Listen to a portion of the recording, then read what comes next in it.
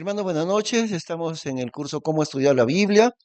Hoy día 9 de julio 2024. Que Dios les bendiga.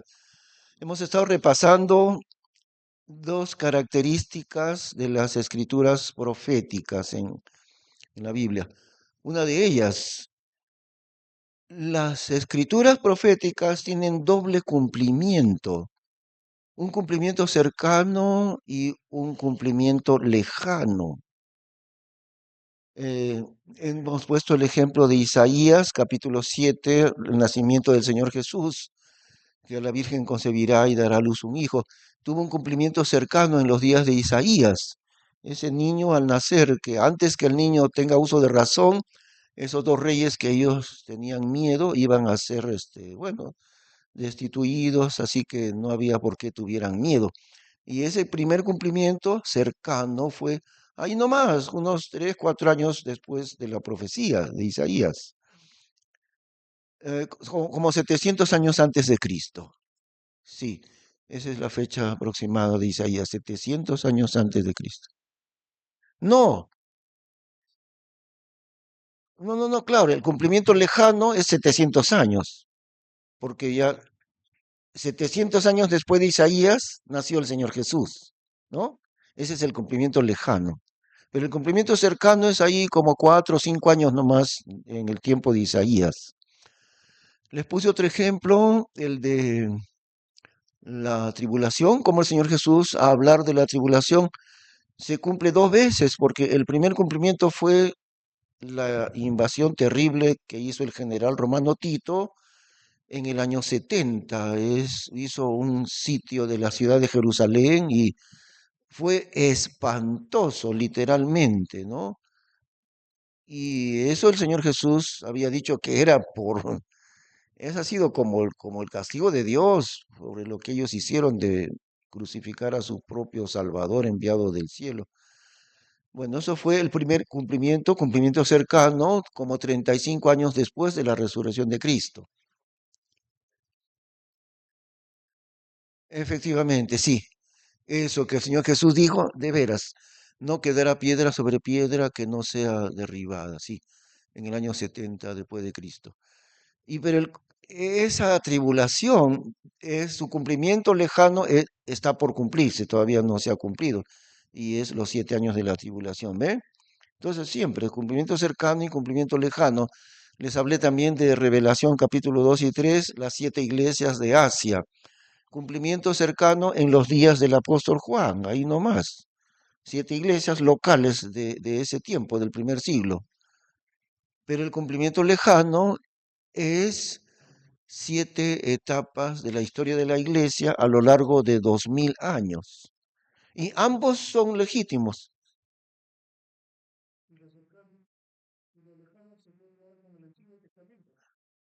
No, no, sino al futuro nos referimos, ¿no? Si empezamos en el tiempo del apóstol Juan, que más o menos aproximadamente en el año 90 después de Cristo, él escribe Apocalipsis, Revelación. Y su cumplimiento cercano de las 7 iglesias es en los días de Juan, ahí nomás, eran 7 iglesias, los cercanos, ¿no? Cumplimiento cercano. Pero el cumplimiento lejano es ah, toda la historia de la iglesia. Es una profecía de las 7 etapas históricas de la iglesia hasta el día del rapto. Y estamos en cuál de ellas, en la Odisea, ¿no? Y Filadelfia también, porque ambas pertenecen al último tiempo, pero Filadelfia es un remanente, una pequeña minoría, es Filadelfia el día de hoy. Y estamos en la etapa histórica, la Odisea, en este tiempo. ¿Ve? Entonces, cumplimiento cercano y cumplimiento lejano en los escritos proféticos. Ya, esa es una primera característica. Otra segunda característica que no voy a entrar mucho en detalle, pero deben saberlo. Otra segunda característica. Le da Dios al profeta destellos del futuro. Entonces, frecuentemente los profetas del Antiguo Testamento, Dios como que le abre una ventana del futuro, ahí está, un destello. Y el profeta narra lo que Dios le muestra del futuro, sobre todo del milenio. Y, por ejemplo, en Ezequiel, y los destellos que Dios le da del futuro no están en un orden cronológico.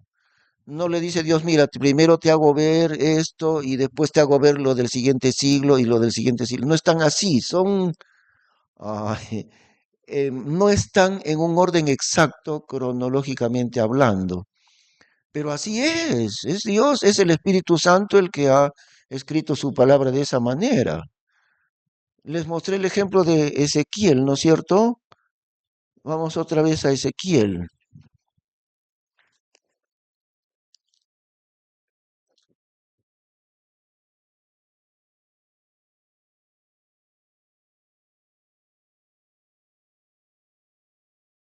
No, perdón, es Zacarías, Zacarías.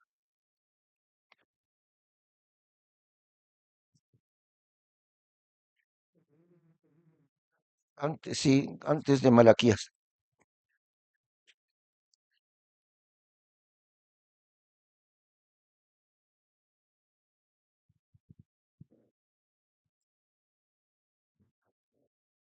Zacarías capítulo 13.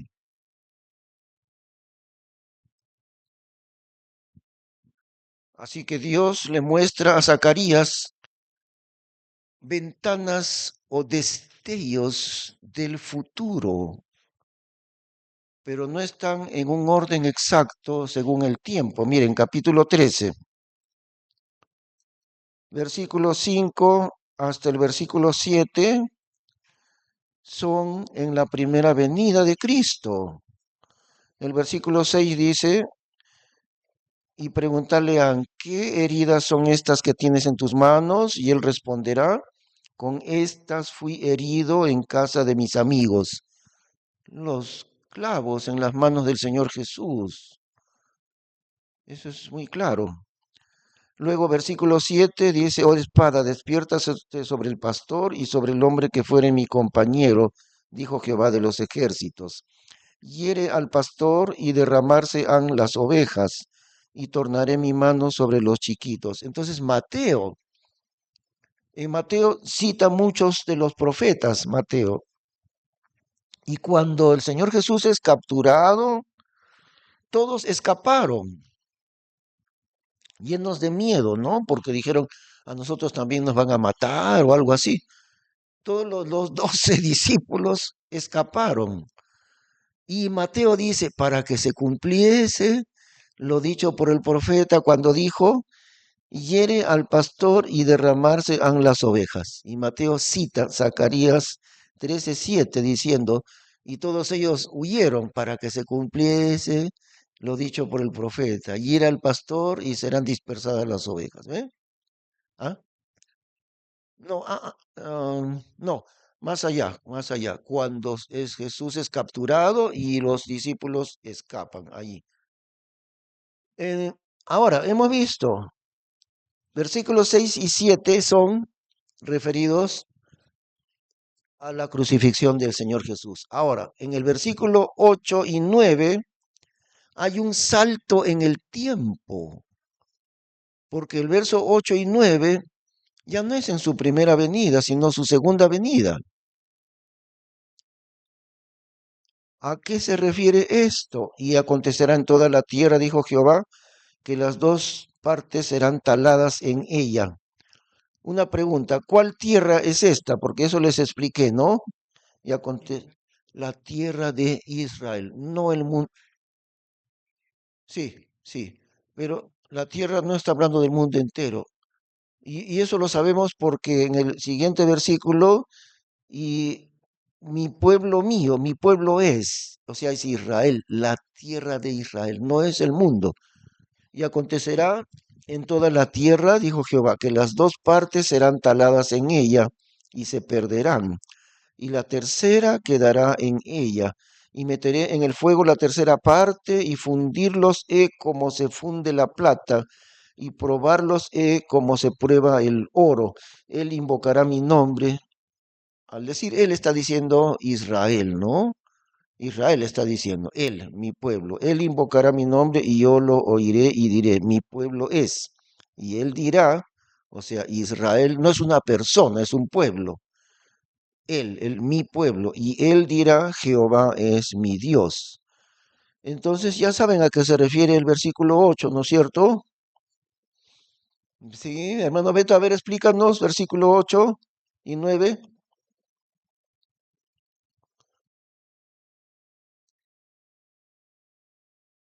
¿Lo recuerdan? Mario, ¿recuerdas?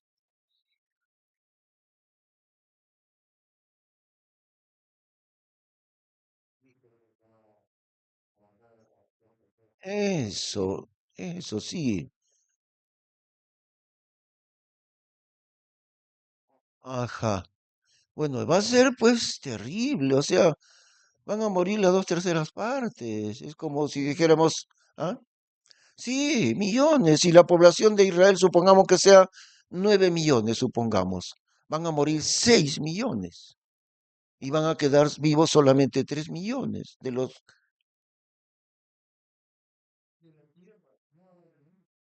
Claro, la tierra de Israel, sí, sí, sí. No es del mundo. Cuando ustedes lean algunos libros de profecía, de Apocalipsis, van a ver que equivocadamente lo atribuyen al mundo entero. Y no es el mundo entero, es la tierra de Israel. Ahora, por otra parte, en Revelación, ahí sí dice, murió una tal parte del mundo. Ahí sí, es el mundo entero, ahí sí. Pero acá es solamente Israel. El terremoto, por ejemplo, será tan grande, Dios envió un terremoto tan grande que jamás ha habido y morirá, no recuerdo qué parte, pero dice, morirá tal parte de los hombres. Eso sí es el mundo entero, ¿ah?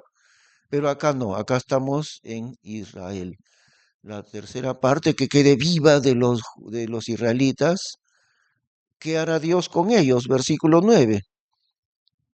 Hermano Luis, a ver, contésteme, ¿qué hará Dios con la tercera parte que sobreviva? Ajá.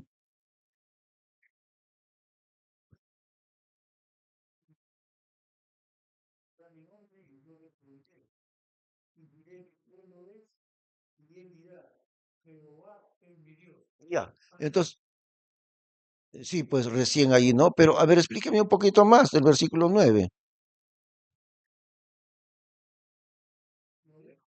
No, no, no, ya lo hemos leído. ¿Qué significa? Hermana Leonor, ¿qué significa? Claro, la tercera parte nomás sobrevivientes. Aflicción terrible. Eso es. Saldrán convertidos a Cristo como resultado de su aflicción. Es como cuando la plata se funde y ¿qué sale? La escoria. Recién al fundirlo, la escoria se puede retirar, o sea, la impureza recién.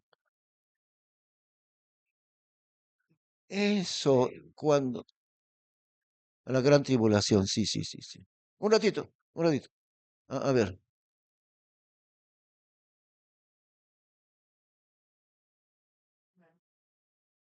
todos los que sobrevivan, no la totalidad, sino la tercera parte que sobreviva. Ellos que quedan vivos, todos ellos se convertirán.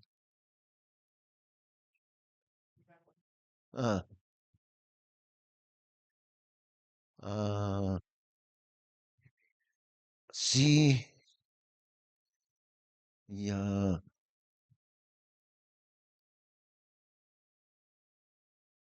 sí, sí, pues sí. No, la vez pasada les supliqué, ¿ven? Por eso les pregunto. Ahora miren, una de las leyes de la enseñanza es la repetición. Es natural que nosotros nos olvidamos, pero cuando ya la escuchamos 2 veces, 3 veces, ya se quedó, ya se me quedó. No lo olvido nunca, ¿ve? Por eso yo les repito y por eso les pregunto, porque si no les pregunto, no entienden bien y si no entienden bien, se olvidan de todo. Por eso yo les pregunto varias veces. ¿Qué hará Dios con ellos? ¿Recuerdan En la profecía de las 70 semanas dice, y por otra semana hará concierto con muchos. ¿Cuál es esa otra semana? La última semana de las 70 semanas, por los 7 últimos años, que son la tribulación. Esa es la profecía de Daniel, las 70 semanas. Por otra semana hará concierto con muchos. A la mitad de la semana hará cesar el sacrificio y la ofrenda. Es decir, su pacto será por 7 años, pero a los 3 años y medio el anticristo quebrantará el pacto que hizo con Israel, traicionará a Israel, eh, profanará el templo de Dios, hará cesar el sacrificio y la ofrenda, y se meterá en el templo de Dios diciendo que me adoren a mí porque yo soy Dios. Eso es lo que hará el anticristo, ocupando el lugar de Dios, el lugar santo del templo, para que le adoren. Sí, ahora, no solo eso, ¿en qué momento traicionará el anticristo a Israel, hermana Leonor? Sí, ¿en qué momento los traicionará? Hermano Beto, ¿en qué momento el anticristo traicionará a Israel? Claro, a la mitad de la semana, dice. Sí, a la mitad de la semana, que es la última semana de Daniel, son 7 años, y a la mitad de esa semana de años, o sea, 3 años y medio, quebrantará su pacto. Él traicionará, bueno, se sacará la máscara simplemente y traicionará a Israel. Hará cesar los sacrificios del templo, profanará, se meterá a él y pedirá que le adore, que el mundo entero le adore a él, al anticristo. Y otra cosa más, el Señor Jesús lo dice, ¿no? Por tanto, cuando veáis la abominación desoladora que habló el profeta Daniel, corran por su vida, corran, huyan. Y si dejaron algo en la casa, no regresen a tomar, corran, porque habrá gran tribulación. Ahí será donde el anticristo va a matar a las 2/3 partes. ¿Eh? Persecución mortal. Algo más. No tengo tanto tiempo de ver cada versículo, pero se los digo. Serán llevados ellos, mejor dicho, escaparán hacia la zona de Petra, que es la zona montañosa, remota, que fue la tierra de Edom, o sea, de Esaú, pues, ¿no? Ahí fue la tierra de Esaú, Edom, hermano de Esaú, hermano de Jacob. En esa zona remota y desértica, allí escaparán. Dios les dará alimento durante esos 3 años y medio, la segunda parte de la tribulación. Dios los alimentará, igual que en el día del Éxodo, dice la Biblia, ¿no? Ahí están los versículos, sino que no hay mucho tiempo de ver cada detalle. Sí, sí, no, solamente para ellos, los israelitas, nada más. Claro, no, la iglesia ya no estará, pues, ¿no? Pero ahora, ¿qué hay en cuanto a los gentiles? Todo esto que hablamos es de Israel. Como resultado de esa aflicción, muertos las 2/3 partes, y los que sobrevivan, dice allí, Dios los mete en el fuego. ¿Con qué finalidad? Para prepararlos a la conversión a Cristo. Los israelitas, los judíos son increíblemente duros en cuanto a Cristo. Aborrecen el nombre de Cristo, lo cual es asombroso, porque es el Salvador de ellos. Pero así es. Entonces, tanta es su dureza que Dios los va a meter en el fuego de la aflicción y el resultado de la aflicción será que se convertirán a Cristo. Eso sí es en el último día, como dijiste, Leonor, ¿no? Pero yo te hice otra pregunta. Entonces, ellos se convertirán a Cristo en el último día de la tribulación, ¿no? Cuando vean a Jesús bajar a defenderlos, ¿ok? Y, ¿qué más me habían preguntado?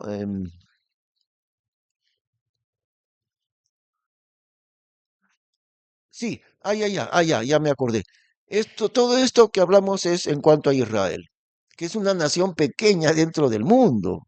Comparado con el mundo entero, Israel es pequeñísimo, pero Dios tiene una importancia suprema para ellos, a pesar de que son la nación más chiquita del mundo. Y así es Dios, ¿no? No importa que sea pequeñito, para Dios lo más importante del mundo entero es Israel. Bueno, decíamos, y así todo lo que hablamos es de Israel nada más. ¿Y qué en cuanto a los gentiles? Bueno, los gentiles no sufrirán la misma persecución que Israel. A quien el anticristo aborrece, o tal vez debemos decir la bestia, porque en Revelación no usa el nombre anticristo, ¿ah? Sino en Primera de Juan dice el anticristo, pero en Revelación, o sea, en Apocalipsis, la Biblia usa el nombre la bestia. Ese es el anticristo. Entonces, la bestia, a quien aborrece hasta la muerte, es a Israel, no a los gentiles. Lo que sí hará con los gentiles es que cualquier gentil que no se deja poner la marca 666 en la mano derecha o en la frente, porque no es, algunos dicen, la vacuna es mentira, porque la vacuna es en dónde, en la mano derecha le vacunan, no, le vacunan en el hombro, entonces no es pues, porque el sello será, dice la Biblia, en la mano derecha, aquí, o si no en la frente, no en el hombro, ¿ah? Bueno, em, ¿qué hará el anticristo con los gentiles? Perseguirá a los que no se dejen sellar, solamente a ellos. Pero las demás gente de los gentiles los dejará tranquilos. O sea, el anticristo no aborrece a los gentiles, a quien aborrece es a los israelitas.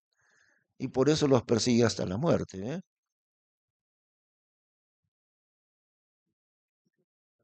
Eso, los únicos que no se dejen sellar serán los creyentes en Cristo. Y el anticristo los va a matar, porque dice la Biblia, serán decapitados, ¿no? Los creyentes en Cristo. Sí. Entonces habrán millones de convertidos a Cristo entre los gentiles. Pero ven la diferencia, los gentiles se convertirán desde el inicio de la tribulación, pero los judíos no. Estos judíos recién en el último día de la tribulación. Ahora, hay una excepción. 144.000 israelitas convertidos a Cristo. Ese es un caso muy excepcional. 12.000 creyentes en Cristo, israelitas.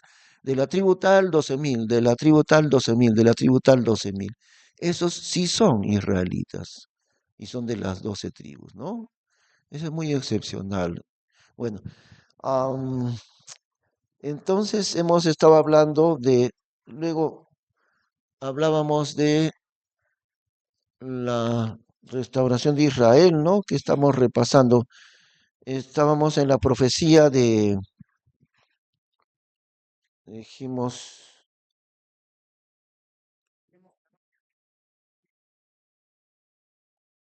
de veras, ¿no? Ah, ya, la raza judía del anticristo, libro de Daniel,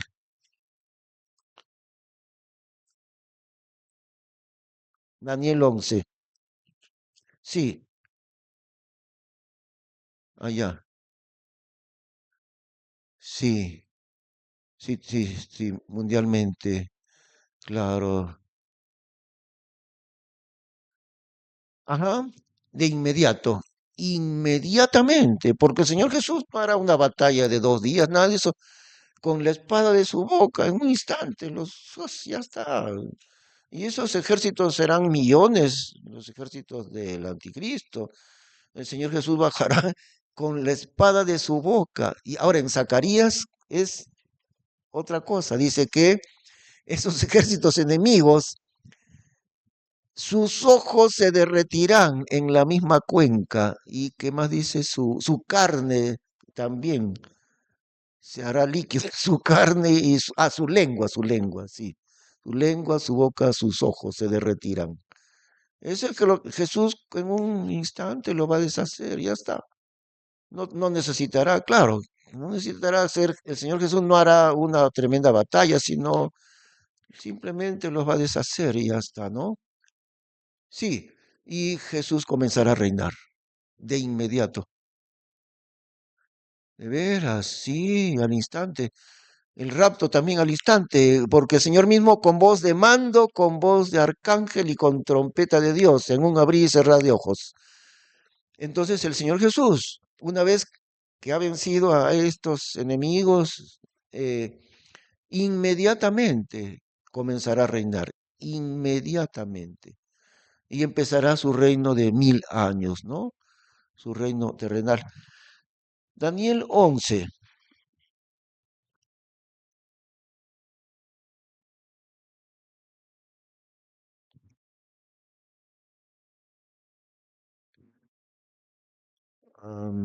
Versículo 37. Bueno, primero veamos, por esto es que les hablé del doble cumplimiento. ¿Por qué? Versículo 3. Y levantarse a un rey valiente, el cual se enseñoreará sobre gran señorío y hará a su voluntad. Y cuando se hubiere enseñoreado, su reino será quebrantado y será partido en los cuatro vientos del cielo, y no a sus descendientes, ni cegará ni según el señorío con que él se enseñoreó, porque su reino será arrancado y para otros fuera de estos. Este es Alejandro el Grande. Eso es histórico, muy, muy conocido en la historia universal. Alejandro el Grande murió joven, tuvo tremendas victorias y luego de pronto se murió, no sé si por enfermedad, pero en un 2 por 3 se murió y entonces sus cuatro generales se dividieron el reino. Y por eso dicen no, no para sus hijos, ¿no? Sino que sus cuatro generales, entre los cuatro se dividieron el reino de Alejandro el Grande. Bueno, y más adelante habla del anticristo mismo. El versículo 12, a ver, desde el versículo 12, mm, por lo cual la multitud se ensoberbecerá, elevarse a su corazón y derribará muchos millares y no prevalecerá. Y volverá el rey del norte y pondrá en campo mayor multitud que primero. Y al cabo del tiempo de algunos años vendrá a gran priesa con grande ejército y con muchas riquezas. Mas en aquellos tiempos muchos se levantarán contra el rey del mediodía, e hijos de disipadores de tu pueblo se levantarán para confirmar la profecía y caerán. Y aquí comienza a hablar ya del anticristo, versículo 16, y el que vendrá contra él hará a su voluntad, ni habrá quien se le pueda parar delante. Y a este ya es la bestia, el anticristo. Y estará en la tierra deseable, la cual será consumida en su poder. ¿Cuál es la tierra deseable? Israel, que le llaman actualmente la tierra santa, ¿no? Pero esa es la tierra deseable, que los enemigos quieren sacar de ahí a los judíos y quedarse ellos con la tierra deseable. Entonces, ese es el anticristo. Y estará en la tierra deseable, la cual será consumida en su poder. Y pondrá su rostro para venir con la potencia de todo su reino, y hará con él cosas rectas y darle a una hija de sus mujeres para trastornarla, mas no estará ni será por él. Ah, que habíamos dicho el verso 35 o 37, ¿no? 37, sí. Entonces es más adelante.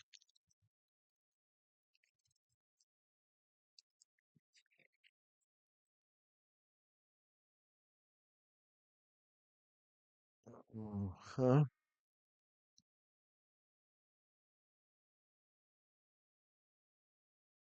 Es bien extensa, muchos detalles que son históricos que se han cumplido. Versículo 36. Y el rey hará a su voluntad y ensoberbecerse o sea, se llenará de soberbia, ¿no? Y engrandecerse sobre todo Dios. Allá, ese es el anticristo. Y el rey hará a su voluntad y ensoberbecerse y engrandecerse sobre todo Dios. Y contra el Dios de los dioses hablará maravillas y será prosperado hasta que la ira sea acabada, porque hecha está determinación. y del Dios de sus padres no hará caso, ni del amor de las mujeres, ni se cuidará de Dios alguno, porque sobre todo se engrandecerá. Mas al Dios Mausim honrará en su lugar, Dios que sus padres no conocieron. Honrarle ha con oro y plata y piedras preciosas y con cosas de gran precio. Y con el Dios ajeno que conocerá hará castillos fuertes, ensanchará su gloria y hacerlos a señores sobre muchos, y repartirá la tierra por precio. Dos veces se dice en el 37 y en el 38, ¿qué cosas dice? El Dios de sus padres. El Dios de sus padres. Ahora, Dios con mayúscula. Y no hay otro Dios, es el único Dios verdadero. Y esto es, no hay duda alguna que esa frase, el Dios de sus padres, es referido a Israel. ¿Por qué? Porque es el único Dios. Si no diría los dioses, ¿no? Porque cuando tienen dioses falsos, no tienen uno solo, tienen un montón de dioses falsos. Los incas, ¿cuántos dioses tenían? Un montón. Las naciones idólatras nunca tienen un dios, un solo dios, tienen un montón. Entonces miren esto, versículo 37. Y del Dios de sus padres no hará caso. Quiere decir que es judío o israelita, mejor dicho. Y de nuevo, versículo 38, más al Dios Mausim honrará en su lugar. Dios, acá está con minúscula, Dios que sus padres no conocieron. Quiere decir, es hijo de padres de Israel. ¿Ve? Por eso sabemos que es de sangre judía.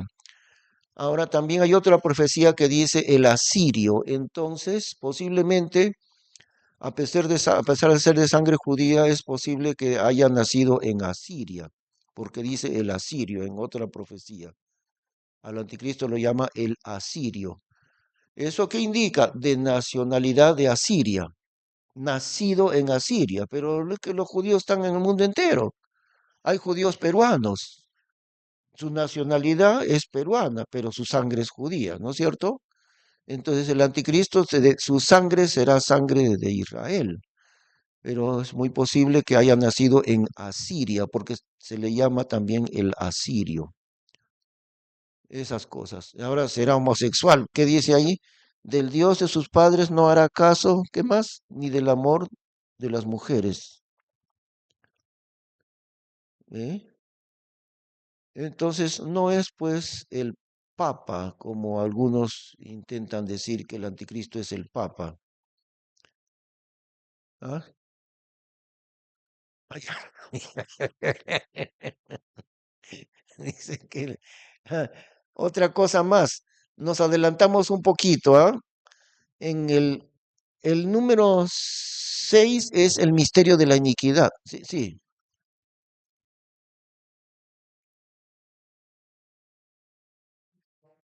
ya. Ah, ya, claro. Ah, ya, de veras, ¿no? Tiene razón. Ya. Bueno, es cierto, en realidad puede haber dos posibilidades, ¿no? Uno que sea así como los curas que dice que nunca se casan. Es cierto, esa es una...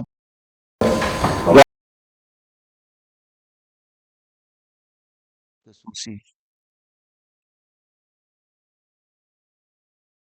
bueno, puede ser, ¿ah? Pero hay una cosa, les voy a mostrar en revelación. Bueno, es una posibilidad de que diga yo me consagro a Dios, qué sé yo, ¿no? Es cierto. La otra posibilidad es que sea homosexual. Cualquiera de las dos cosas. Puede ser un homosexual que no le importa el amor de las mujeres, ¿ve? En realidad hay dos posibilidades. Sí, pues, claro, ¿no? Pero ahora vamos a Revelación capítulo 17.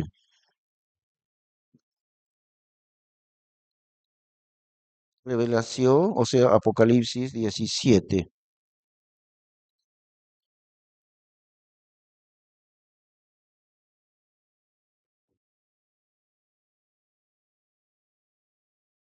Apocalipsis 17, versículo 16.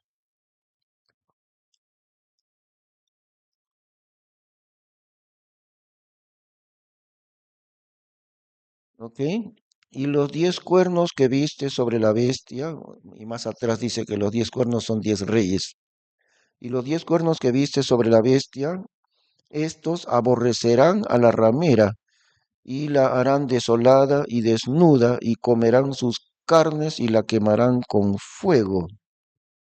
Entonces el anticristo se aprovechará de la ramera, que es el catolicismo.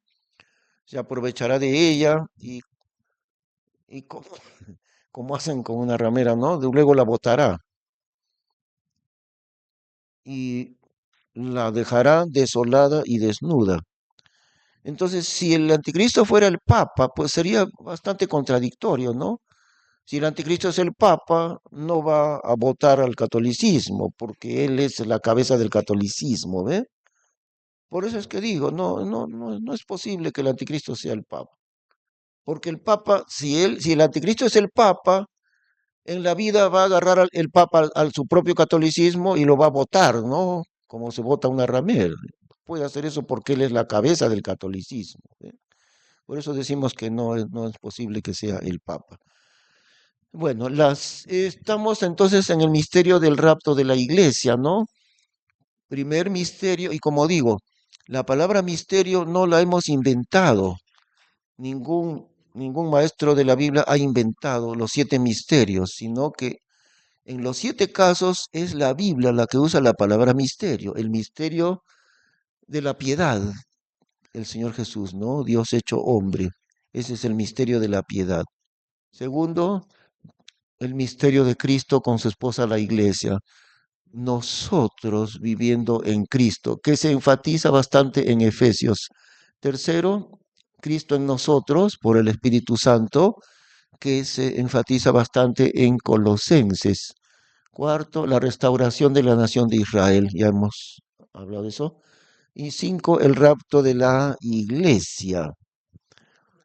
Sí, sí. ¿Perdón? Ah, no, eso es la profecía de Daniel, las 70 semanas. Artajerjes fue el que dio el decreto de restaurar.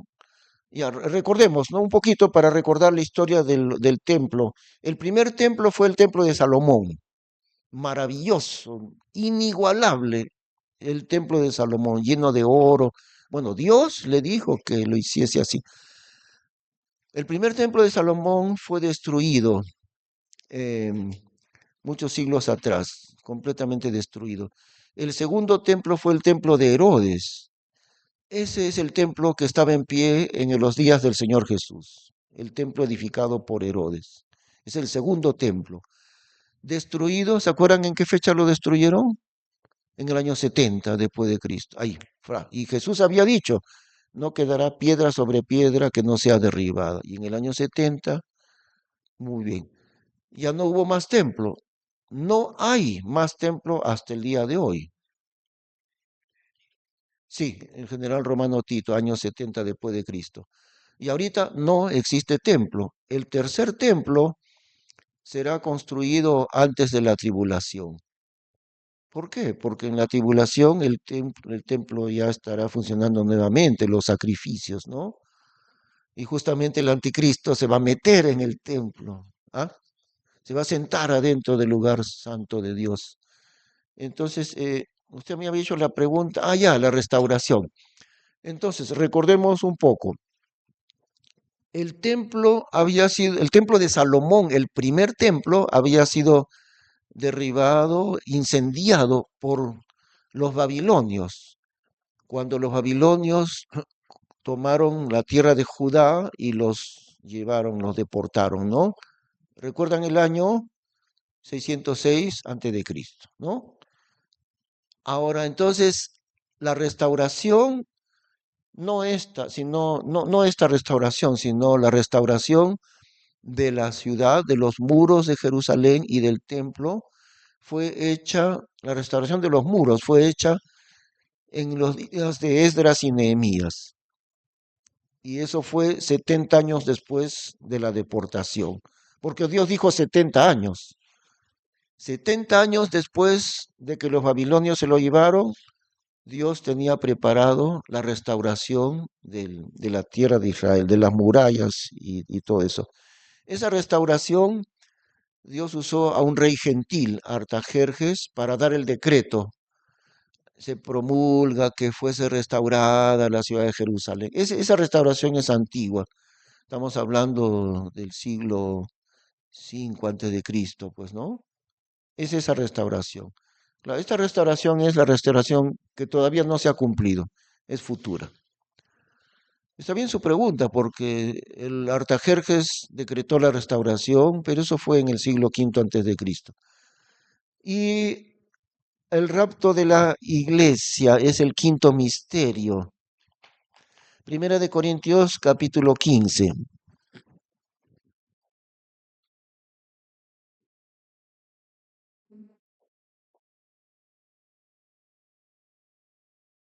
Primera de Corintios 15.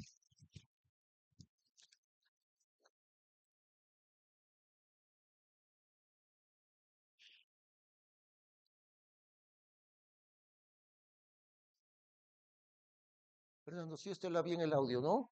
Sí, ¿no? Allá. Versículo 51. Primera de Corintios 15, 51. Sí. Verso 51 dice así, he aquí un misterio os digo. ¿Ve? Miren la palabra misterio en todos los 7 casos, ¿ah? He aquí un misterio os digo, todos ciertamente no dormiremos, mas todos seremos transformados. ¿A qué se refiere cuando dice no dormiremos? Todos ciertamente no dormiremos, no vamos a morir. ¿Eh? En el caso de los creyentes, muchas veces no usan la palabra moriremos, sino dormiremos, porque va a despertar el creyente. Si no, todos ciertamente no dormiremos, mas todos seremos transformados. Es decir, algunos, una parte de los creyentes que estén vivos en el momento del rapto, seremos transformados, sin pasar ya por la muerte. Por eso dicen no dormiremos. Ya no dormiremos, sino de frente nuestro cuerpo se transformará. En un momento, en un abrir de ojo, a sonido de la final trompeta, porque será tocada la trompeta y los muertos serán levantados incorruptibles y nosotros seremos transformados, porque es menester que esto corruptible sea vestido de incorrupción y esto mortal sea vestido de inmortalidad. Y cuando esto corruptible fuere vestido de incorrupción y esto mortal fuere vestido de inmortalidad, entonces será cumplida la palabra que está escrita. Sorbida es la muerte en victoria. Y también está en segunda de Tesalonicenses, o primera creo que es Tesalonicenses, sí. Primera Tesalonicenses capítulo 4.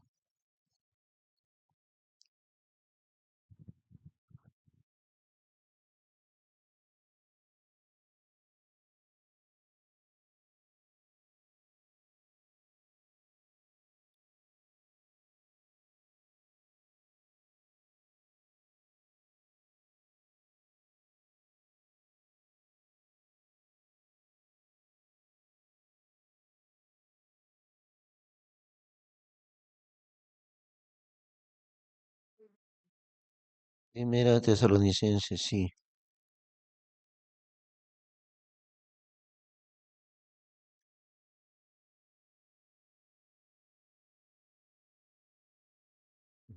No.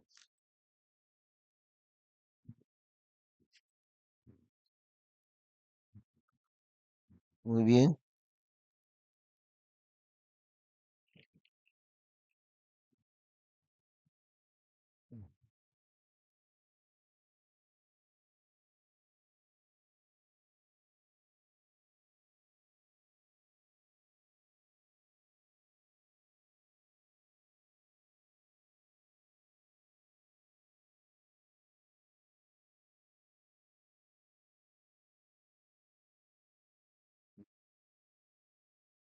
Eso, ¿no? 4, versículo 16.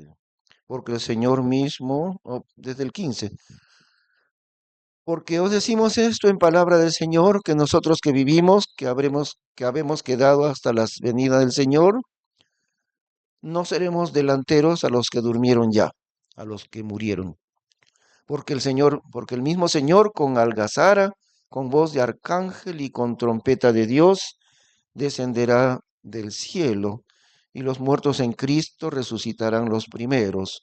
Luego nosotros, los que vivimos, los que quedamos, juntamente con ellos seremos arrebatados en las nubes. Fíjense la palabra, en las nubes.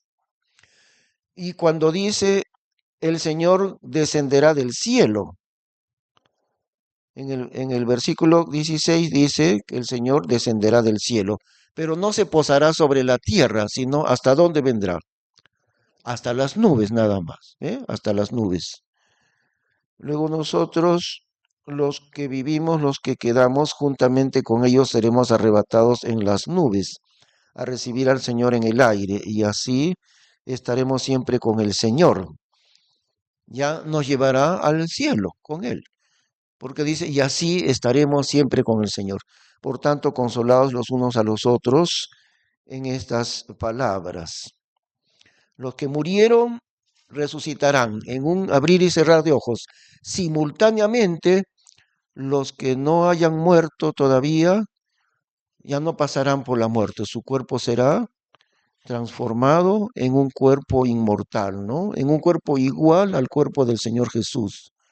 Y eso en un instante, así es el poder de Dios, ¿no? No demorará nada, en una fracción de segundo. Qué increíble, ¿no? Si estamos vivos nosotros en ese momento, ya no habrá enfermedad. La pregunta es, ¿de qué edad será nuestro cuerpo nuevo, no? ¿Usted qué edad tiene, hermano Luis? 74. Yo tengo 67. Yo supongo que el Señor me dará un cuerpo como de 30 años, ¿no?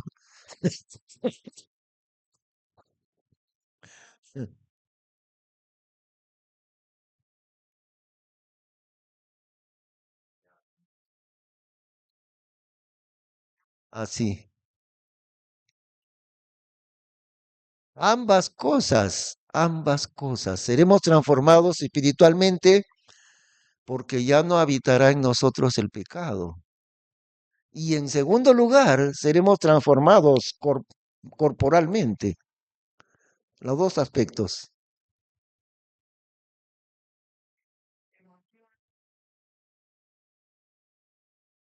No, emociones sí, claro que sí. Lo que no habrá, lo que no habrá llanto, pero sí habrá emociones, ¿no? ¿No te vas a alegrar? Sí, claro. O sea, emociones sí. Ah, un día,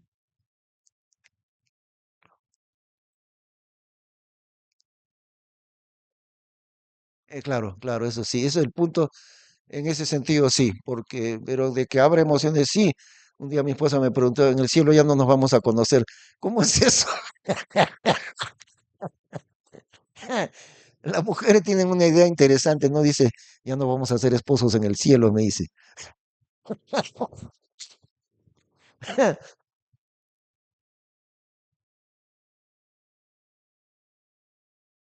Ya no. Mira, mira, supongamos Jesús le pregunta, no, ¿por qué no? Porque ya no existirá matrimonio, por eso, ya no habrá matrimonio. Entonces, no importa que me quedé viudo, tuve una segunda esposa y yo tuve dos esposas, ¿no es cierto? Pero en el cielo no tendré dos, no tendré ninguna. Sí, sí, pues, claro, claro. Sí, pues esa pregunta le hace. En el cielo, si yo tuve dos esposas porque enviudé y me casé con otra, lo cual es legítimo, pero en el cielo no tendré dos ni una, no tendré ninguna esposa. Ahora, ¿qué relación tendré yo con mi esposa? A pesar de que ya no es decir, el Señor Jesús está hablando de que ya no habrá matrimonio en el sentido sexual, en ese sentido. pero la relación que yo tuve con mi esposa, con la cual estoy casado ya 38 años, no va a desaparecer. Esa relación, estoy hablando de nuestra relación espiritual como esposos, esa profunda unión no va a desaparecer. Pero mi esposa me dice, ya no, ya no nos conoceremos. Y, no, pues no, eso no. Eh, lo que sí ya no habrá el pecado en nosotros. En ese sentido tienes razón, ¿no? Nuestro espíritu será transformado, pero también nuestro cuerpo, no solo espiritual, sino corporal también. ¿M? Eterno, un cuerpo eterno, inmortal, inmortal. Ahora, si vamos a comer o no, eso sí ya no sé, ¿ah?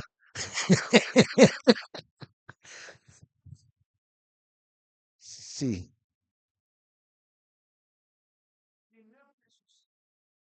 sí, ajá,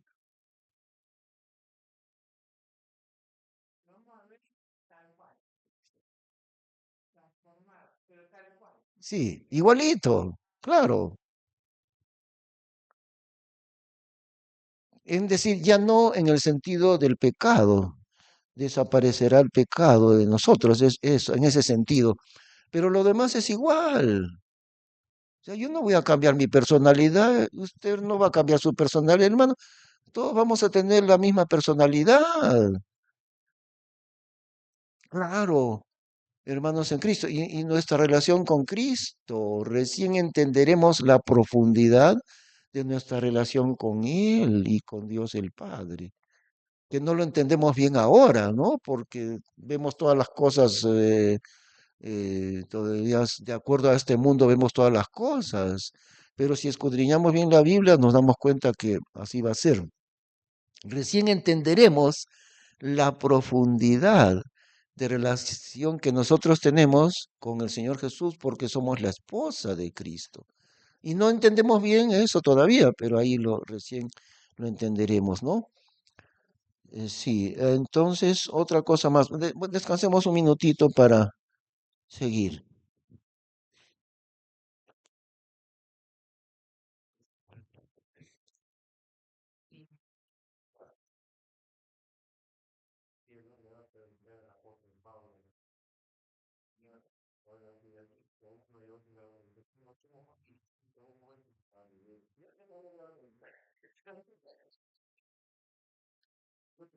Sí, ¿cómo dice que Pablo tenía una personalidad tremenda, ¿no? Pero era chiquito, porque dice que la palabra Saulo quiere decir chiquito. Mm. Sí, ¿no? Sí, pequeño quiere decir pequeño.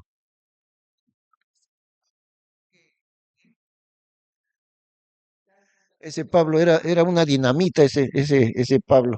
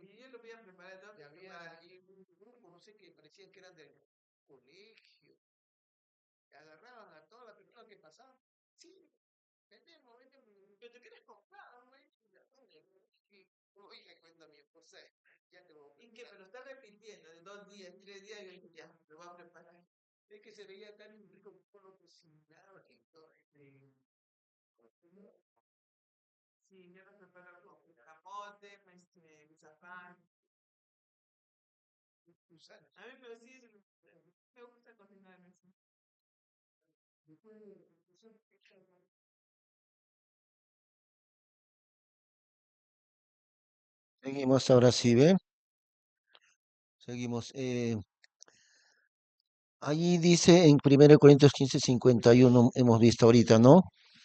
Aquí os digo un misterio. Siempre, siempre en cada uno de los 7 está la palabra misterio. Aquí os digo un misterio, no todos dormiremos, pero todos seremos transformados, ¿ve? Antes eso, una pregunta, hermano Beto, tú estabas. Eh, Corintios 15:51. Aquí os digo un misterio, No todos dormiremos, pero todos seremos transformados, el misterio del rapto de la iglesia. Corintios dice un misterio, el rapto de la iglesia. ¿Sí, sí, hermano? Ah, sí, sí, ya.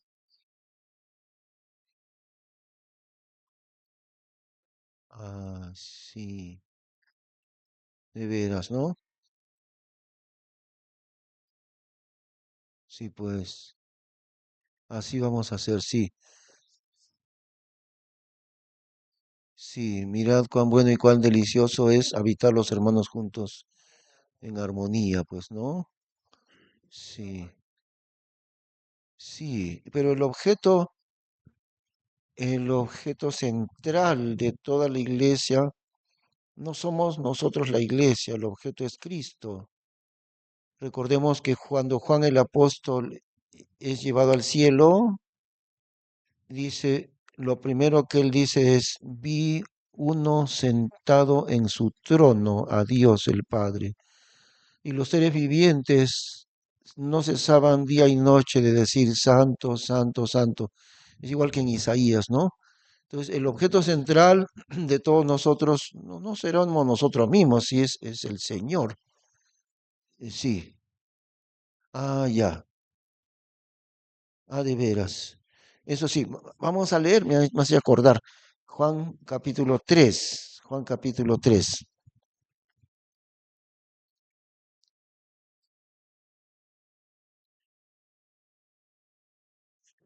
El diálogo de Jesús con Nicodemo.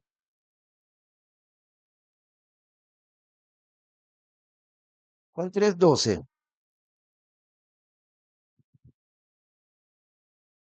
Si os he dicho cosas terrenales y no creéis, ¿cómo creeréis si os dijere cosas celestiales? Y el Señor Jesús no dice, os he dicho cosas terrenales y no entendéis. No dice, no usa la palabra entender, sino la palabra creer. Si os he dicho cosas terrenales, acaba de hablar del nuevo nacimiento, ¿no? Nicodemo, tú eres un sabio de la Biblia dentro de Israel. Y no crees, no dicen no entiendes, dicen no crees. Si os he dicho cosas terrenales y no creéis, ¿cómo creeréis si os dijere cosas celestiales? Te hablo cosas de la tierra, Nicodemo, y no crees. Mira, no dice no entiendes, así no crees. ¿Cómo vas a creer si te hablo de las cosas del cielo? Y ahí se dan cuenta, encierra una cosa increíble, porque el Señor Jesús no nos habla casi nada del cielo. ¿Saben por qué? No porque no lo entendemos, sino porque no lo creemos. Por eso. Miren, hay diferencia entre la palabra entender y la palabra creer. Nosotros creemos en la Trinidad, Dios el Padre, Dios el Hijo, Dios el Espíritu Santo, y no son tres dioses, es un solo Dios. Nosotros creemos, no entendemos la Trinidad, pero sí lo creemos. ¿Ven la diferencia? Y Jesús le dice a un sabio de la Biblia que es Nicodemo, te hablo cosas de la tierra, Nicodemo, y no crees. Entonces, ¿para qué te hablo cosas del cielo? Si lo que es terrenal no lo crees, ¿cómo vas a creer si te hablo del cielo? Quiere decir, el Señor Jesús no nos habla casi nada del cielo porque no creemos lo que habrá en el cielo. Por eso, ¿ve? Y también Pablo dice en cierto momento, mas tengo por cierto que las aflicciones del tiempo presente no son comparables con la gloria venidera que en nosotros ha de manifestarse. Es como querer comparar la lucecita de que sale de un fósforo de ahí del celular, comparar eso con la luz del sol. No, no hay comparación porque la diferencia es gigantesca entre la luz de una velita con la luz del sol. Por eso dice Pablo que las cosas del tiempo, que las aflicciones del tiempo presente no son comparables con la gloria venidera, es decir, la diferencia es abismal, gigantesca. Eso nos hace ver que en el cielo habrá cosas tan enormes que ni entendemos, ¿no? Bueno, ni creemos lo que Dios tiene preparado allí. Bueno, ahora vamos a una cosa maravillosa que les voy a mostrar en cuanto al rapto de la iglesia, hermanos. Y eso nos hace entender una polémica que hay. Escúchenme, miren, hay muchos libros cristianos que hablan de las cosas del futuro, ¿no? Lo de Apocalipsis, la segunda venida de Cristo. En muchos de estos libros de profecía, ustedes van a... Es mejor que pongan atención, que no escriban todavía, mejor pongan atención. Casi siempre lo que hacen estos libros de profecía, libros verdaderos, no libros falsos, lo que dicen es, equivocado, lo dicen, porque dicen, hay tres posiciones entre los teólogos acerca del rapto de la iglesia. Unos teólogos dicen que el rapto de la iglesia será antes de la tribulación. Otros teólogos dicen que el rapto de la iglesia será a mitad de la tribulación. Otros teólogos dicen que el rapto de la iglesia será al final de la tribulación. Y yo quisiera al autor preguntarle, bueno, si los teólogos dicen así, ¿qué dice? Yo quiero saber qué dice Dios, no los teólogos. Y lo que Dios dice es que el arrebatamiento de la iglesia será antes de la tribulación. Eso es lo que dice Dios, no los teólogos. Eso es lo que dice la Biblia. Y cometen el error de decir, hay tres. Es como si le dijéramos a un niñito, mira hijito, tú tienes dos opciones. O bien obedeces o bien desobedeces. Y tú escoge libremente, libremente escoge tú. Obedeces, muy bien. Desobedeces, también está bien porque es tu decisión. Sería absurdo. Si tú quieres, hijito, obedece. Y si tú no quieres obedecer, pues tú desobedece. Está bien. Esa es la filosofía de hoy. No le puedo corregir al niño, no le puedo enseñar el bien, porque estoy violentando su psicología o si no estoy violentándole físicamente si yo le castigo. Esa es la filosofía del día de hoy. Le enseñamos supuestamente la libertad. Tú escoges. Si quieres, obedece y si no quieres, no obedezcas. Increíble, pero así es.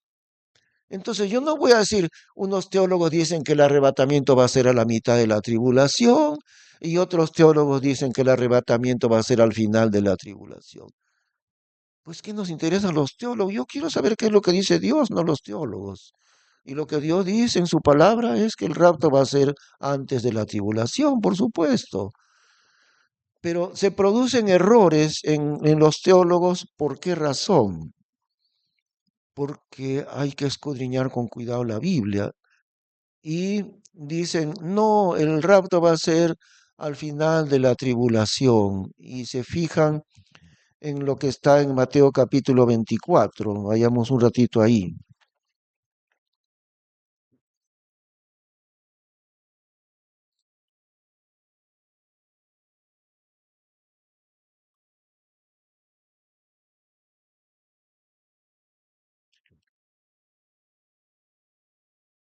Mateo 24,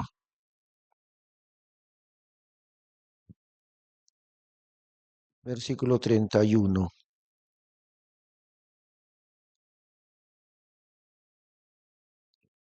Muy bien, dice allí. Y enviará sus ángeles con Esto es la tribulación, ¿ah? ¿Se acuerdan, no? Este es el contexto. Mateo 24, Mateo 25, ambos son la tribulación. ¿Dónde está la iglesia en Mateo 24 y 25, Fernando? ¿La iglesia dónde está en Mateo 24 y 25?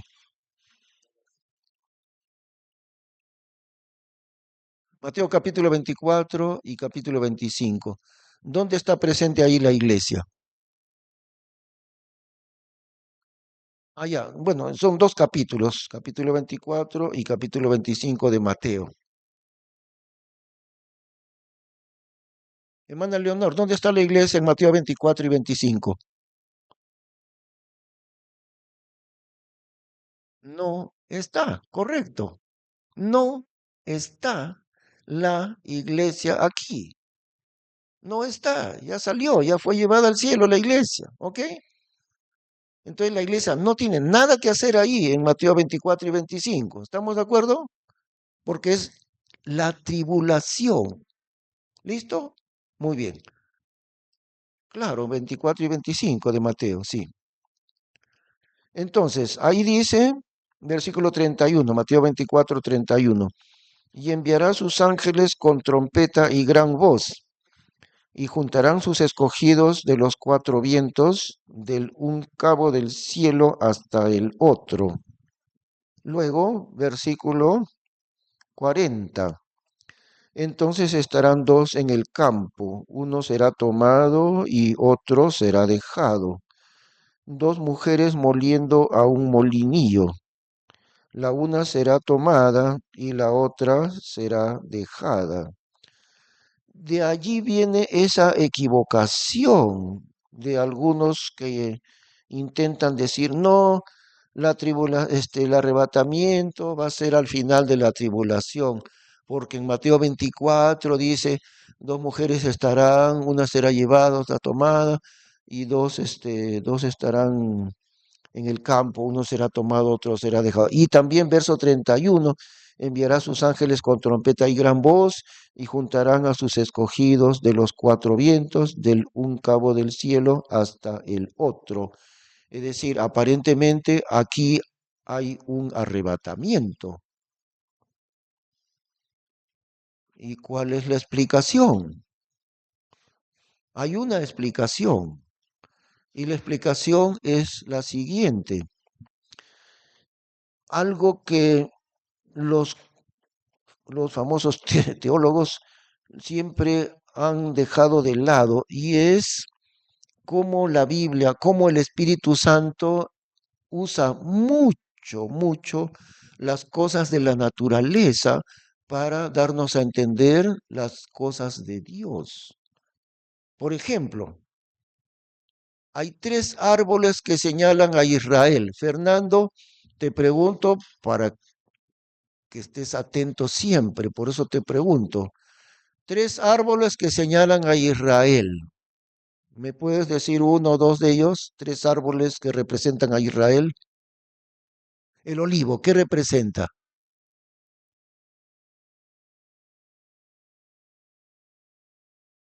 Hermana Leonor, ¿qué representa el olivo? El aceite de olivo es el Espíritu Santo, el aceite de olivo, pero no el árbol de olivo. Uy, la nación de Israel. A ver, Mario, el olivo. Israel en lo espiritual, el olivo. No, miren ese pequeño detalle. La Biblia es muy exacta. Dijo Leonor el Espíritu Santo. El Espíritu Santo no es el árbol de olivo, sino el aceite. Ya, está bien, no hay problema. Ya, el aceite de olivo es el Espíritu Santo, pero no el árbol de olivo. El árbol de olivo es Israel en su aspecto espiritual. Ajá, en el olivo de Israel, espiritualmente hablando. Pero el aspecto nacional de Israel, ¿cuál es? La higuera, el aspecto nacional, no espiritual, como nación. Y hay un tercero que es la vid, que Dios le llama la vid inútil, o sea, Israel rebelde, ¿no?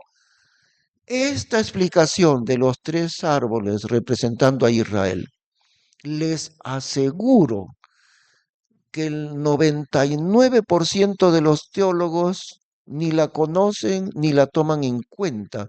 Y si alguien se lo explica, tampoco lo van a tomar en cuenta, porque los teólogos están llenos de la soberbia de su conocimiento. Ustedes no tienen idea, hermanos, del valor tan grande que tienen estas cosas que están aprendiendo. Yo lo aprendí, yo no lo he inventado, yo lo aprendí de otro hermano, un de Estados Unidos, que es un pastor que se llama Jeff Adams, de él lo aprendí. Y el hermano Jeff Adams, él dice que estas cosas que ustedes están aprendiendo eran conocidas en medio de los teólogos hace 200 años. Y el día de hoy los teólogos desconocen estas cosas tan sencillas de la palabra de Dios, porque su conocimiento les aleja más y más de la Biblia, por eso. Entonces, han dejado de lado los señores teólogos la sencillez con que Dios usa la naturaleza para darnos a entender las cosas de Dios. ¿Eh? Ahora, toda esta introducción les ha hecho para que entiendan algo en cuanto al rapto de la iglesia. Toda cosecha en el campo tiene tres partes. Vamos a borrar aquí mejor para. Les he hablado de la importancia de cómo Dios identifica las cosas divinas con la naturaleza. Y les pongo el ejemplo de tres árboles que representan a Israel, ¿no es cierto? Y esos tres árboles, el olivo, Israel espiritual, la higuera, Israel nacional, esa explicación tan sencilla es la clave para entender la diferencia.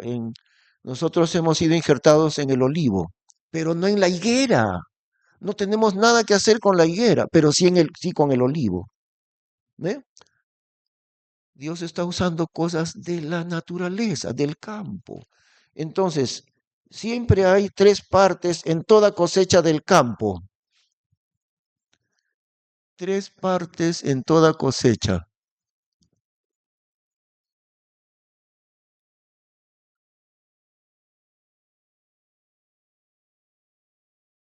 La primera parte de la cosecha son los primeros frutos. ¿Ah? Los primeros frutos. Que es poco, ¿ah? No es mucho, pero siempre hay unos frutos que salen más rápido, ¿no? Como que se adelantan.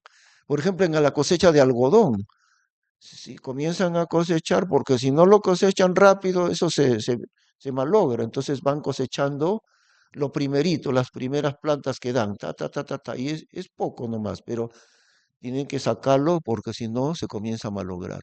Luego viene la cosecha principal. Los primeros frutos son pocos. La cosecha principal, esto sí es mucho. O sea, esta es la parte más importante de la cosecha, pues, ¿no? Y en tercer lugar, los frutos tardíos. Eso sí, los frutos tardíos, que le llamaban también el rebusco. El rebusco. Después que pasó la cosecha principal, dejan que pase, no sé, una semana, 2 semanas, no sé, pero que pase un poquito de tiempo y vuelven por última vez, porque todavía los frutos tardíos, el rebusco que le llaman. Sí, eso, sí, sí, sí, que no cosecharás todo, sino dejarás una parte para la gente pobre, que vayan ellos y se cosechen, sí, sí, es cierto. Ah, sí, acá en el Perú también hay, sí, ¿no? Tiene un nombre, eso creo, ¿no? Ya. Ah, no ve, para que la gente necesita. Ah, no ve el rebusco. Ay, ay, ay, ay, ay. Eso, ¿no? De veras. Entonces, miren, les vuelvo a decir, Dios usa las cosas de la naturaleza para mostrarnos las cosas divinas. Vayamos a Romanos capítulo 1 un ratito. Romanos 1.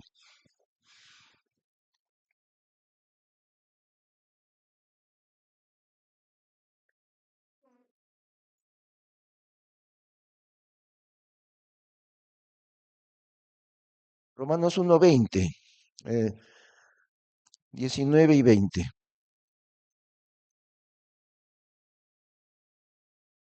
Aquí hay una cosa interesante que no está hablando Dios de la Biblia en Romanos 1, está hablando de la naturaleza.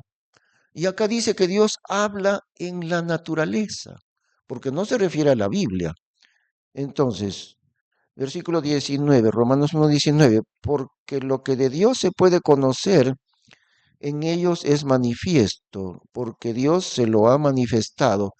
Y está hablando también de los gentiles, ¿ah? No, no de Israel, sino del mundo gentil.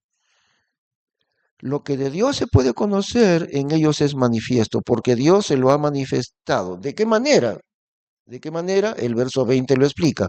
Porque las cosas invisibles de Él, entendidas son desde la creación del mundo, por medio de las cosas que son hechas, se ven claramente, es a saber, su eterno poder y divinidad, para que queden sin excusa. Aquí nos dice que Dios se muestra al mundo por medio de las cosas creadas, sin hablar de la Biblia, que ya es otro punto, ¿no? Pero Dios se revela también en la naturaleza, en las cosas creadas. Y eso, como les digo, los teólogos lo han dejado de lado. No lo entienden los señores teólogos. Miren, ¿por qué hablamos de las tres partes de la cosecha? ¿Por qué? ¿Saben por qué? Porque el arrebatamiento es la cosecha de Dios. El arrebatamiento es la cosecha de Dios. ¿Se acuerdan que en en la parábola de Mateo 13 dice el trigo y la cizaña? El trigo son los hijos del reino, la cizaña los hijos del maligno. Nosotros somos el trigo de Dios y esta es la cosecha de Dios. El arrebatamiento es la cosecha de Dios. Dios toma todo su trigo de la tierra y se lo cosecha. Entonces, el arrebatamiento, en realidad hay tres arrebatamientos, no uno. Y eso es algo que no lo entienden, vuelvo a decir, aquellos que escriben libros de profecía no lo entienden porque no le dan ninguna importancia a lo que Dios habla por la naturaleza, por eso. La primera cosecha está en Mateo. Vamos a Mateo al final, después de la resurrección. No, no, no, en el momento de la muerte del Señor Jesús, Mateo.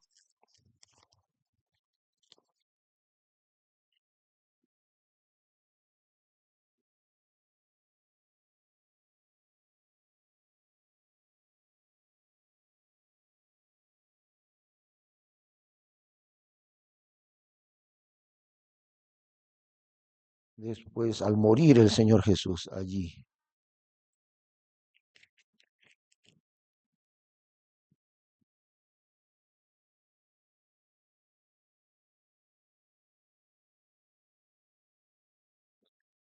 En capítulo 27, ¿no?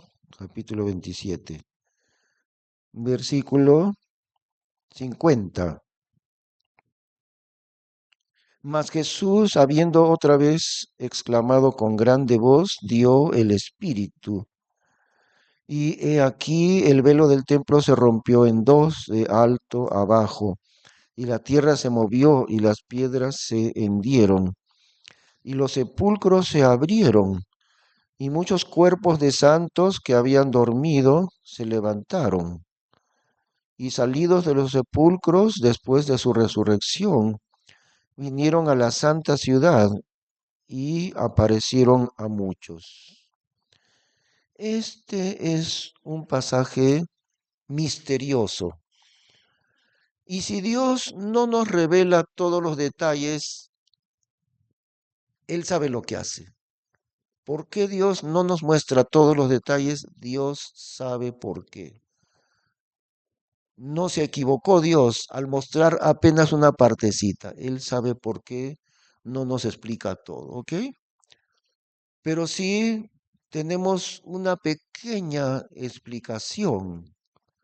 Y con eso es suficiente porque podemos entender aunque sea una parte. Miren, aparentemente, cuando el Señor Jesús murió en ese momento, según dice aquí, muchos santos, los creyentes del Antiguo Testamento, resucitaron. Y también no solo resucitaron, vinieron a Jerusalén, dice, vinieron a la santa ciudad y aparecieron a muchos. Creyentes del Antiguo Testamento resucitados instantáneamente en el momento en que Jesús murió. Porque todos ahí, en un instante, al momento de morir el Señor Jesús. En el arrebatamiento de la iglesia, todos los creyentes en un instante. Y esto fue muy parecido, pero con los santos del Antiguo Testamento. Ellos son la primera cosecha, que son pocos, porque los primeros frutos son pocos, no es la cosecha principal. Entonces, ellos son la cosecha de los santos del Antiguo Testamento. No entendemos todos los detalles, es un poco misterioso el pasaje, pero ahí está, y por algo Dios lo puso ahí.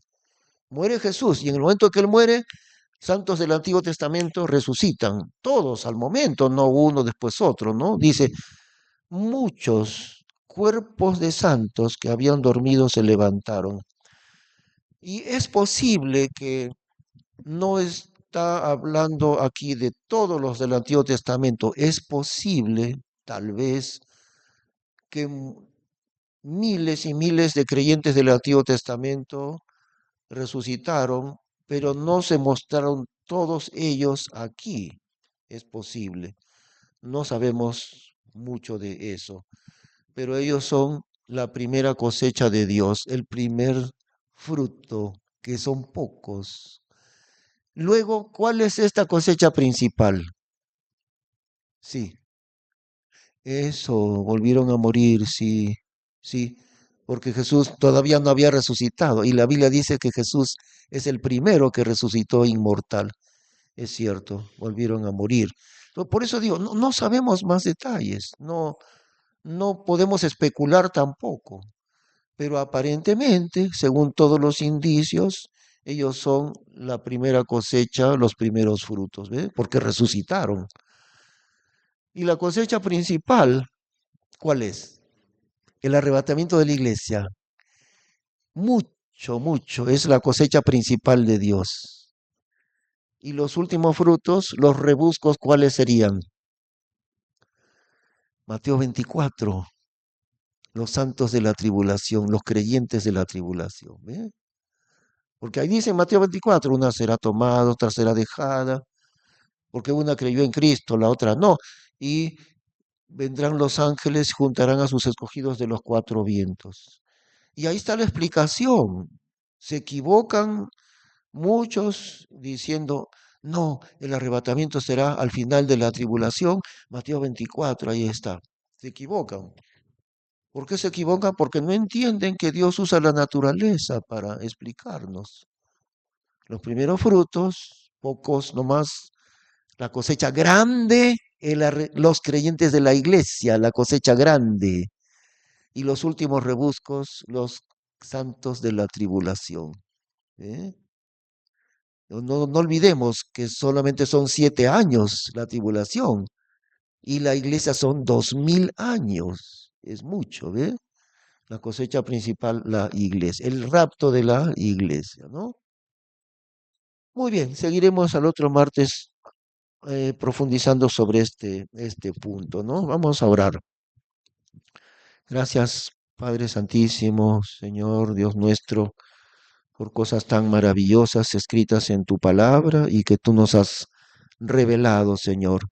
Algunas cosas no entendemos bien, pero tú así nos has mostrado solamente una parte. Gracias por eso también, porque tú sabes por qué lo hiciste, Señor. Que tu nombre sea bendecido y glorificado. En el nombre de Cristo Jesús. Amén.